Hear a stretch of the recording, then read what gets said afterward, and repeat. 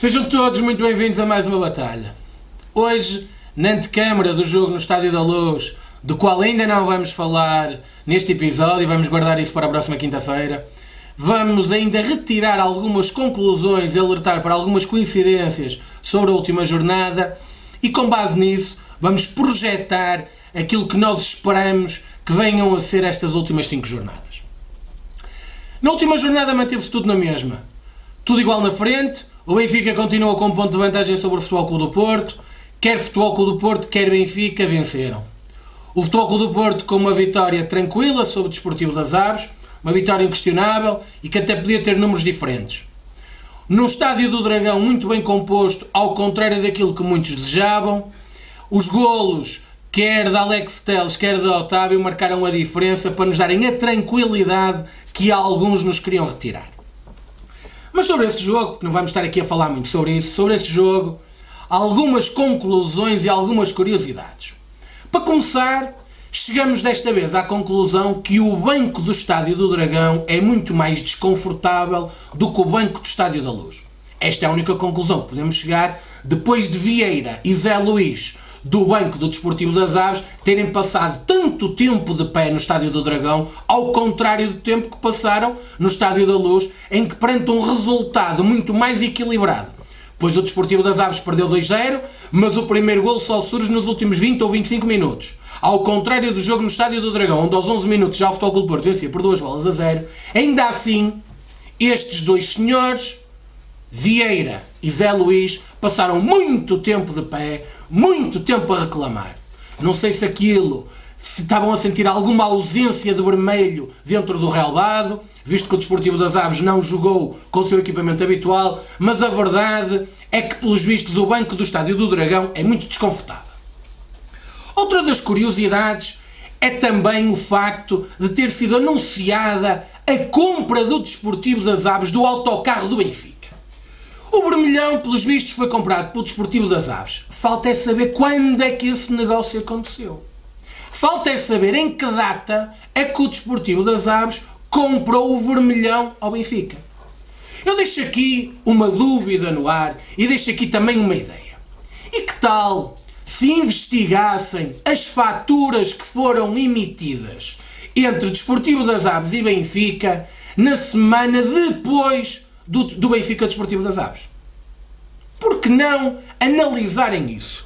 Por que não perceberem, afinal de contas, que troca é que existiu de faturas perante essas duas coletividades? Obviamente que ninguém colocou em causa a seriedade do Benfica Desportivo das Aves, porque não houve nenhuma denúncia anónima à Procuradoria-Geral da República sobre esse jogo. Aliás, uma das curiosidades também à volta deste Futebol Clube do Porto Desportivo das Aves é que finalmente não existiram denúncias anónimas sobre alegados aliciamentos por parte do Futebol Clube do Porto a jogadores do adversário. Depois do Estoril, depois de Paços de Ferreira, depois do Boa Vista em casa e depois do jogo em Belém, finalmente não houve uma denúncia anónima sobre aliciamento por parte do Futebol Clube do Porto. Coincidência? Foi precisamente perante o Desportivo das Aves. Coincidência, desta vez, a máquina de propaganda ligada ao Benfica não falou de nenhuma denúncia anónima, não falou de nenhuma compra de nenhum jogador, mas ainda assim veio com a conversa do Paulo Machado ser um grande portista. Estes senhores não têm vergonha na cara, mas há sempre muitas coincidências à volta dos jogos com o Desportivo das Aves.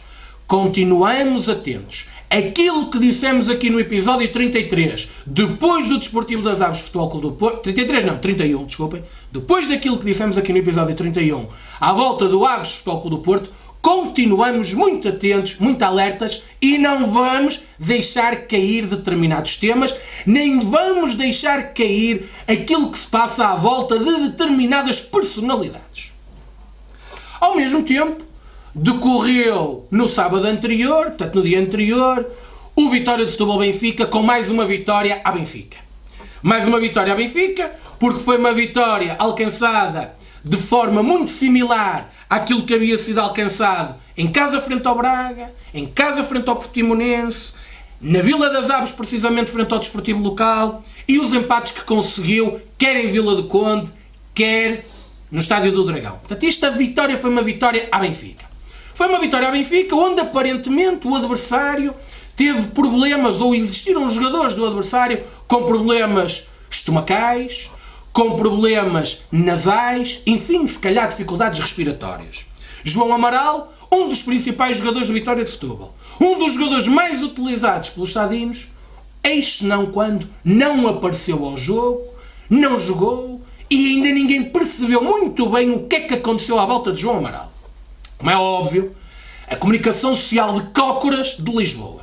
Os senhores de Lisboa, que estão sempre muito atentos a tudo aquilo que se passa em relação ao Futebol Clube do Porto, naturalmente não se aperceberam disto, porque eles têm muito boa fé. O Sr. Manuel Delgado, o Sr. Vítor Serpa, seguramente que se teriam apercebido disto caso esta situação tivesse ocorrido em relação ao Futebol Clube do Porto. Mas relativamente à arbitragem da última semana, do último fim de semana, há coisas que nós temos que dizer aqui, porque acho que já chega, mas a verdade também é que já ando a dizer isto há muito tempo, já chega do gozo que tem acontecido com o Futebol Clube do Porto. E tem acontecido gozo com o Futebol Clube do Porto, não só nos jogos em que o Futebol Clube do Porto é um direto competidor, como também nos jogos onde o Benfica é interveniente. Nomearam para o Estádio do Dragão Nuno Almeida.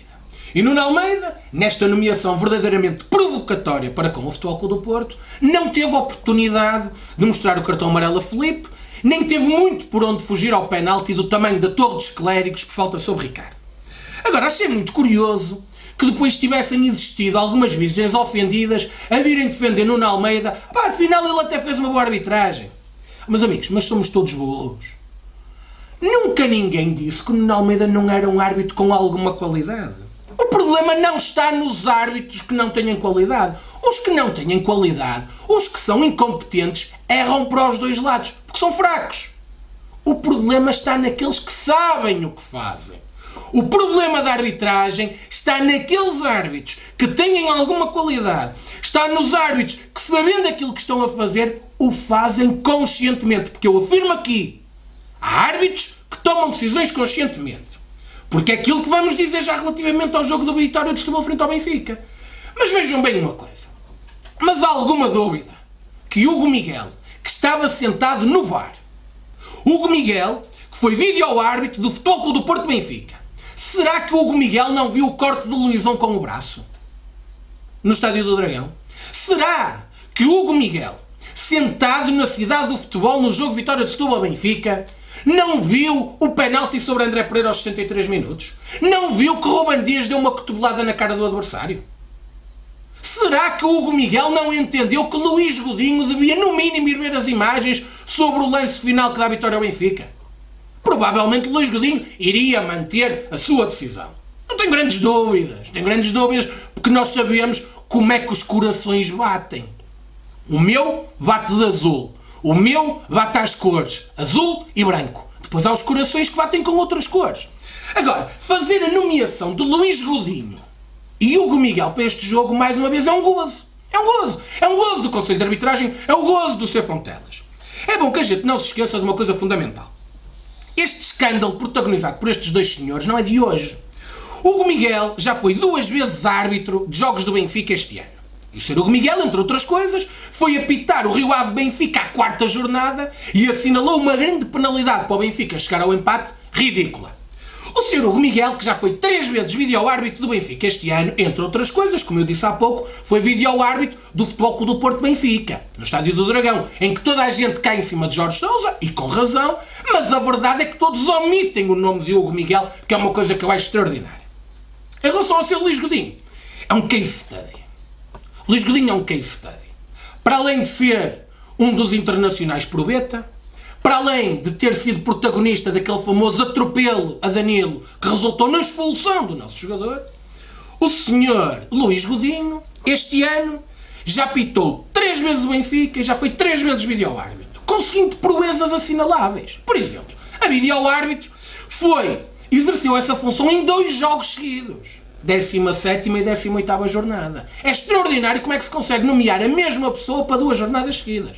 Mas não foi caso virgem, porque à 10ª e 12ª jornada Feirense e Passos de Ferreira no Estádio da Luz, e o Luís Godinho também tinha ido apitar os jogos seguidos do Benfica. Portanto, que relação é esta que existe entre Luís Godinho e o Benfica? O que é que o Conselho de Arbitragem patrocina na relação de Luís Godinho com o Benfica? É um escândalo, é uma vergonha, é uma provocação para com o Futebol Clube do Porto.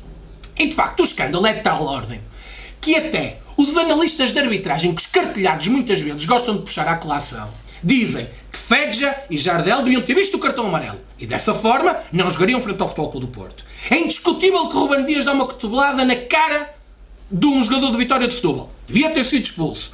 O pênalti sobre André Pereira é do tamanho de uma casa e Luís Godinho trocou aquilo por uma falta de Ruben Dias. E onde estava o Sr. Hugo Miguel? Não viu pelas imagens?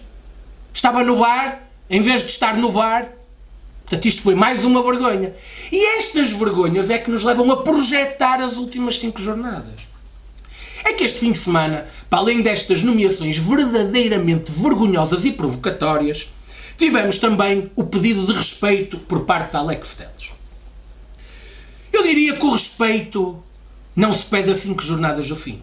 Eu diria que o respeito não vai fazer nada a 5 jornadas do fim. Continuem-nos a desrespeitar, continuem-nos a gozar. Porque aquilo que os senhores andam a fazer desde o início do campeonato é gozar com o Futebol Clube do Porto, gozar com o esforço do Futebol Clube do Porto, gozar com a dedicação do grupo de trabalho do Futebol Clube do Porto. E, portanto, não são nestas 5 jornadas que nós queremos respeito. Porque para estas 5 jornadas, seguramente que o Conselho de Arbitragem tem outras prioridades, como seja a classificação dos árbitros, mas também já lá vamos chegar. Agora, quando se fala de respeito, mas qual respeito? O respeito que se perdeu, como aquilo que vimos na Vila das Aves quando o Futebol Clube do Porto lá jogou? O respeito que se perdeu com a vergonhosa arbitragem e vergonhoso vídeo-árbitro do Futebol Clube do Porto Benfica? O respeito que se perdeu com aquilo que Fábio Veríssimo fez no Feirense Futebol Clube do Porto? O respeito que não existiu de todo com um penalti por assinalar e um golo regular invalidado ao Futebol Clube do Porto no Moreirense Futebol Clube do Porto? Vem-se agora falar de respeito. Mas qual respeito? O respeito que levou a que o Benfica nas primeiras 5 jornadas tivesse ficado ligado à máquina graças à arbitragem. Nas primeiras 5 jornadas o Benfica fez o seguinte. Primeira jornada jogou em casa com o Braga. Uma vergonha. O Braga marca claramente o 2-2 que é anulado. À 4ª jornada o Benfica vai à Vila do Conde. Hugo Miguel marca um penalti escandaloso para o Benfica empatar.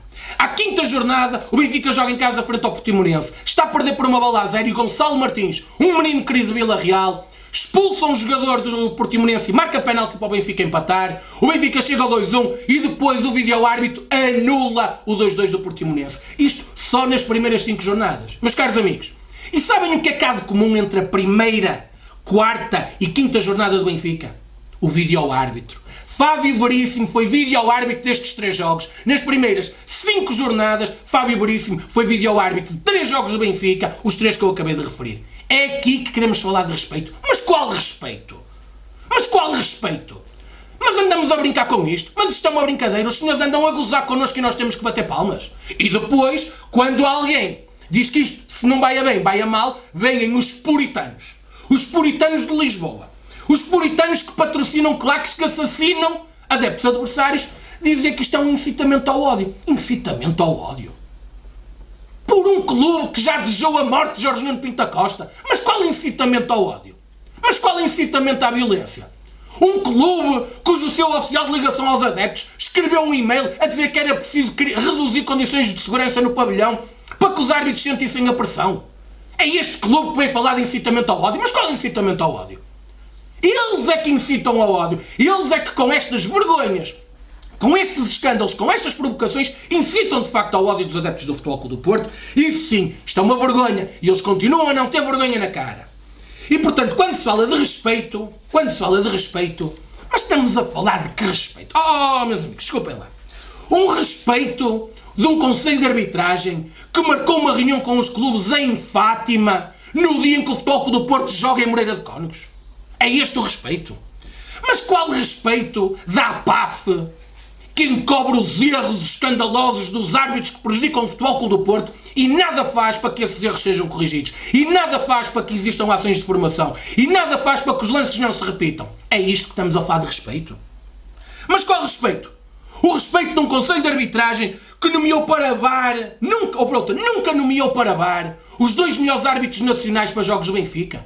Jorge Sousa e Artur Soares Dias nunca foram nomeados para vídeo-árbitro de um jogo do Benfica. É isto que é respeito, é isto que é transparência, é isto que é dar credibilidade à competição, não é? Mas venham falar de respeito um conselho de arbitragem que nomeou Bruno Esteves 3 vezes para vídeo-árbitro do Futebol Clube do Porto. 3 vezes para vídeo-árbitro do Futebol Clube do Porto. E sabem quais foram os 3 jogos? Na Vila das Aves, onde não viu o penalti sobre o Danilo. Para Braga, onde não viu o penalti sobre a Aboubakar. E depois para fazer aquele belo espetáculo no Futebol Clube do Porto com a vista de um árbitro muito atento. É este o respeito? Nomear este padre nomeado no e-mail de Adão Mendes para Pedro Guerra para 3 jogos do Futebol Clube do Porto. Mas o respeito que o Conselho de Arbitragem tem por alguém é em 6 jogos fora do Benfica nomear 2 vezes Manuel Mota, outro padre no e-mail de Adão Mendes para Pedro Guerra, em 6 jogos 2 vezes Manuel Mota a apitar o Benfica fora de casa. É isto que é o respeito. Mas o respeito é o Conselho de Arbitragem nunca nomear para um jogo do Benfica os árbitros que, direta ou indiretamente, foram nomeados naquele famoso esquema do pseudo-novo apito dourado. Rui Oliveira nunca apitou um jogo do Benfica. Vítor Ferreira nunca apitou um jogo do Benfica. Luís Ferreira nunca apitou um jogo do Benfica. É esta a pressão que resulta com este Conselho de Arbitragem. Mas isto é que é o respeito? Não. Isto é gozo. E, portanto, que expectativas podemos ter nós em relação ao futuro? Nenhumas. E estas são decisões factuais. Aqui não estamos a atacar pessoas. Aqui estamos a atacar decisões. E estas decisões são algo de censura. São uma vergonha, são um escândalo. Isto tem nomes. Porque se o Sr. Fontelas Gomes não tem mão no Conselho de Arbitragem, que se demita. Se o Sr. Fontelas Gomes é um pau mandado, que se demita. Agora, não tenho dúvida nenhuma que, existindo pessoas de respeito, existindo pessoas de nível no Conselho de Arbitragem, elas devem estar a corar de vergonha perante este tipo de decisões. Este Conselho de Arbitragem só prometeu. De resto, bola! E estamos cansados disto. Porque quem acredita na boa-fé das pessoas deixa as pessoas trabalhar. Estes senhores não têm tido boa-fé para com o Futebol Clube do Porto. Agora, como eu disse há pouco, seguramente que temos o campeonato a acabar e o Conselho de Arbitragem também está preocupado com a classificação final dos árbitros. E este aspecto é um aspecto extremamente importante. Porque agora estão-se a nomear os árbitros que interessam para os jogos principais, que são jogos de coeficiente de dificuldade mais alto, no qual podem ser atribuídas notas mais altas e os outros vão sendo encostados. Luís Godinho, porquê é que aparece agora em jogos de coeficiente de dificuldade mais alto? Porquê é que Bruno Paixão, depois da vergonha que fez em Passos de Ferreira, porquê é que a seguir foi premiado como um Chaves Braga? Estes senhores estão a gerir as classificações dos árbitros. E isto também se joga na segunda Liga. Porque os jogos da segunda Liga entre candidatos à subida também são jogos de coeficiente de dificuldade mais alto. Jogos onde a pontuação também conta mais alta. E aí é lá que estão a meter os meninos para que eles safem. E depois dizem que não há rejuvenescimento na arbitragem. Depois queixam-se que não temos árbitros no Mundial. Pois não temos. Porque este conluio de defender sempre os mesmos e de proteger sempre os mesmos vê-se nestas nomeações. E nós estamos atentos, como também estamos atentos nas subidas dos árbitros. Porque estes senhores andam a brincar com isto há muito tempo, com as subidas e com as descidas. E depois, subiram no ano passado Vítor Ferreira e António Nobre, mas não lhe dão jogos de coeficiente de dificuldade alto. Claro que depois eles têm notas mais baixas. Agora, aquilo que nós estamos a ver é o que é que vai acontecer, por exemplo, a João Capela. João Capela, que ainda não apitou nenhum jogo do Benfica, João Capela, que ainda não apitou nenhum jogo do Futebol Clube do Porto, o que é que lhe vai acontecer? Será que é desta que nos vamos ver livres deste internacional? Nós vamos estar atentos, porque o tempo de nos comerem as papas na cabeça já acabou. Os senhores acabaram com a carreira de Marco Ferreira.